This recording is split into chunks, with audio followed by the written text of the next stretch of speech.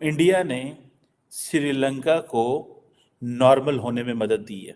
जिन चीज़ों को अमेरिकन वहाँ से बैठ के नहीं समझ पा रहे थे, Indians were already doing work in Bangladesh, in Maldives, in area में, बिकॉज उनको पता था कि ये सारे का सारा खित्ता हमने at the end of the day अपने इन्फ्लुएंस में लेके आना है। कि सुपर पावर बनने जा रहा है भारत। आहिस्ता आहिस्ता मुस्लिम ममालिक को अपने साथ मिला रहे हैं, और पाकिस्तान जो मुस्लिम ममालिक में आप देखें सारा कुछ वो हो रहा है जो पहले ही कुरान पाक में कहा गया था।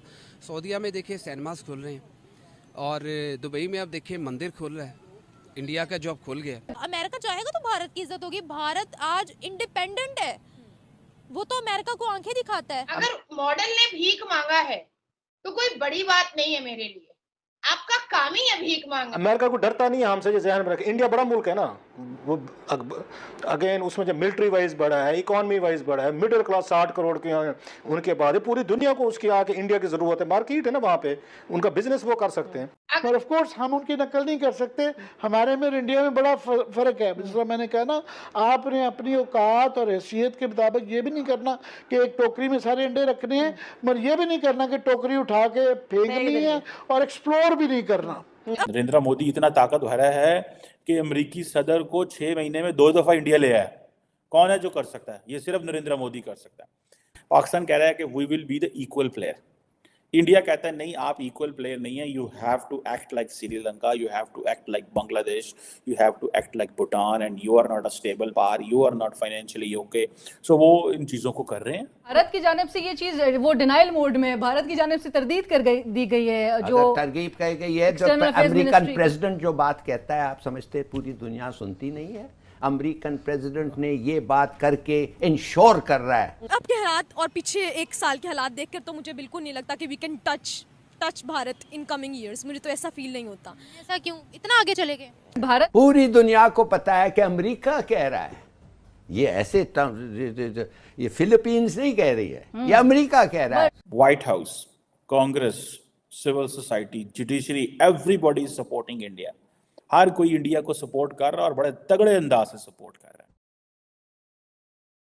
नमस्कार दोस्तों, जैसा कि अब सब जानते हैं कि भारत कितनी ज़्यादा तरक्की कर चुका है और कितना ज़्यादा अपनी इकोनॉमी को ग्रो कर चुका है, और वहीं अपनी जो कंट्री है भारत, खुद को ग्रो करने के साथ साथ दूसरे देशों की भी मदद करता है, चाहे वो फाइनेंशियली हो या किसी और तरीके से।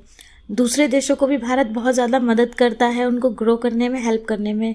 और सबसे ज़्यादा जो है भारत पैसों को लेकर लोगों की मदद करता है, और दूसरी कंट्रीज़ को जो है, जो छोटी छोटी कंट्रीज़ है जो फाइनेंशियली स्ट्रगल करते हैं, उनको ऊपर इन्वेस्ट करता है ताकि वो जो अपनी कंट्री है उसको ग्रो कर सके। और वहीं दूसरी तरफ अमेरिका, जो इतनी पावरफुल कंट्री है, कि आज तक उसे किसी की ज़रूरत नहीं पड़ी और वो अपनी तानाशाही से ही हर काम करवा सकती है अगर चाहे तो। इतनी पावरफुल वो कंट्री है कि उसका कोई कहना जो है कोई कभी मना नहीं कर सकता। लेकिन अब उसको भी, अमेरिका को भी भारत की ज़रूरत पड़ गई है, भारत की मदद की ज़रूरत पड़ गई है।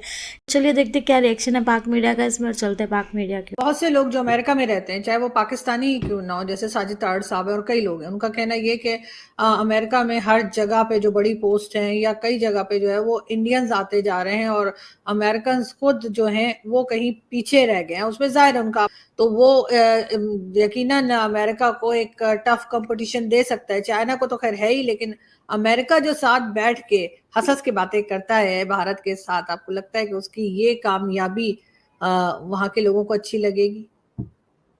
देखिए, ये तो वेस्ट ही बार बार कह रहे हैं ना, हमको इतनी गालियां देने के बाद, हिंदू नेशनलिस्ट और ये और वो, और स्नेक चार्मर की कंट्री और क्या क्या नहीं फैलाया वेस्ट ने हमारे बारे में। उसके बाद अब उनके ही मुंह से ये बात हम निकलवा लिए कि भाई ये तो आने वाली सदी, दशक नहीं, नॉट जिसे कह लीजिए a decade, but the century is going to be the Indian century.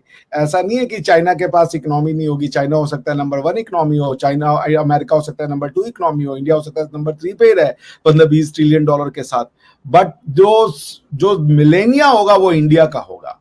जिसको दुनिया कहती है वर्ल्ड पावर, उसको हम कहते हैं विश्व गुरु।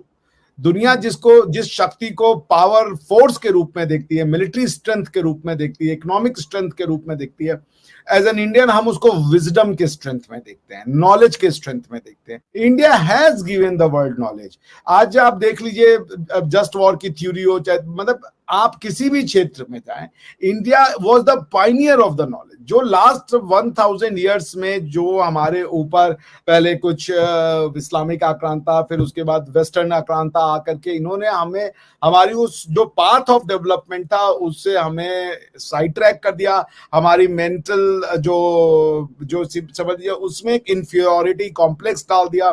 सो इंडियन खुद से नफरत करने लगे थे। हमारी किताबों ने भी इस आइडिया को परपेचुएट किया कि हम किसी लायक नहीं थे।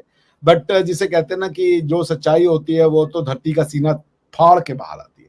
तो इंडिया की जो मैन पावर है, जो ह्यूमन रिसोर्स है, वो क्यों एक्सेप्ट हो रही है दुनिया में? उसका रीजन ये है कि जो इंडियंस क्वालिफाइड होते हैं ना, वो सिर्फ नॉलेज ही नहीं रखते या स्किल ही नहीं रखते, वो रखते हैं लीडरशिप क्वालिटी। वो सबको साथ लेकर के चलने की क्षमता रखते हैं। ऐसा क्यों? क्योंकि वो किसी को, एक तो बहुत ज्यादा एग्रेसिव नहीं होते। आपको मोस्टली इंडियन डोसाइल मिलेंगे, पोलाइट मिलेंगे, बड़े सभ्य लोग मिलेंगे। ज्यादा वो नहीं कि एकदम आपका मुंह तोड़ दें, इस टाइप का एग्रेसिव स्टांस इंडियन कभी नहीं लेते, और दैट इज बीन अप्रिशिएटेड।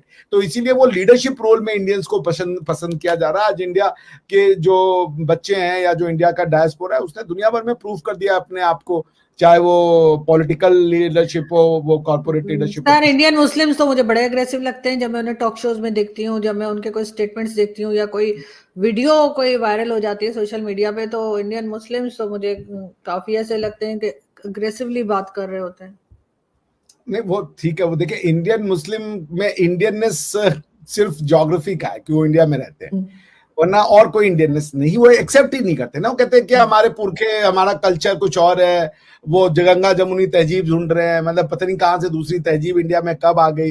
इस्लाम की कौन सी तहजीब है? तुर्कों की तहजीब है, अरबों की तहजीब है, पारसियों की, ईरानियों की तहजीब है। कौन सी ईरानी वो इस्लाम तहजीब है जो यहाँ पे गंगा जमुनी तहजीब बना लिया उन्होंने? तो वो एक कंस्ट्रक्टेड आइडिया में रहते हैं। But at the same time there are absolutely wonderful patriotic Indian, बहुत knowledgeable Indian है। आपको मैं तो कम से कम 20 नाम तो मैं गिना दूंगा। आप देख लें उनको, क्या नाम है, आरिफ मोहम्मद खान साहब हैं जो केरला के गवर्नर हैं अभी। उसके बाद आप देख लें, अब APJ अब्दुल कलाम साहब थे। मतलब यू कैन नेम देम। अभी वो फेस टू फेस चैनल चलाते हैं, आपके उस पे आ भी चुके हैं जी, रिजवान साहब, डॉक्टर रिजवान साहब, वो है। तो I mean there is no dearth of such Indians who are very Indian। तो ठीक है, कुछ ऐसे लोग हैं जो अपने आप को इंडियन नहीं मानते। वो कहते हैं इंडियन के लिए इंडिया के लोग हैं, वो गाय और गोबर का मूत पीने वाले लोग हैं। ये उनकी आइडेंटिटी है इंडिया को लेके। अब आप उसको क्या कीजिएगा? जो अपनी इतिहास को नकारना चाहता है, तो उससे हम क्या बात कर सकते हैं?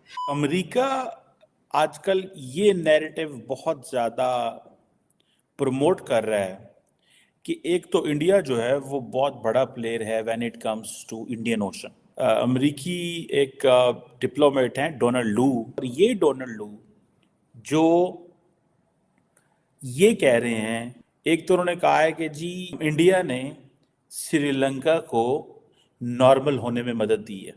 ये बहुत बड़ी बात है। और उन्होंने इस बात को भी ये कहा कि एक तो इंडिया बड़ा प्लेयर है इंडियन ओशन के अंदर। इंडिया के साथ वो कहते हैं कि हम एक, वो United state institute of peace USIP में एक टॉक थी, वहाँ पे वो खिताब कर रहे थे, जहाँ पे और भी लोग जो थे वो मौजूद थे। उन्होंने कहा कि हम इंडिया के साथ मिलके अफ्रीका के साथ रिलेशनशिप को डेवलप करेंगे, बिकॉज इंडिया हिस्टोरिकली एक बड़ा प्लेयर है इंडियन ओशन के अंदर। और वो कहते हैं कि हमने जो अफ्रीका के साथ जो अप्रोच अडॉप्ट करनी है वो थ्रू इंडिया करेंगे। उसकी वजह यह है कि India has already invested so much in Africa. So वो ये समझते हैं, एक तरफ तो हमने श्रीलंका में देखें इंडिया का रोल क्या है। वो कहते हैं श्रीलंका में इंडिया का रोल बड़ा इंपॉर्टेंट है कि जो भी नॉर्मलाइजेशन हुई है श्रीलंका के अंदर, ये जो मैसिव लोन्स जो थे, जो वो इंडिया ने रोल प्ले किया। और वो कहते हैं कि श्रीलंका एक बहुत बड़ी कमबैक स्टोरी है, क्योंकि 1 साल पहले जो है वो तो श्रीलंका बड़ी मुश्किल में था।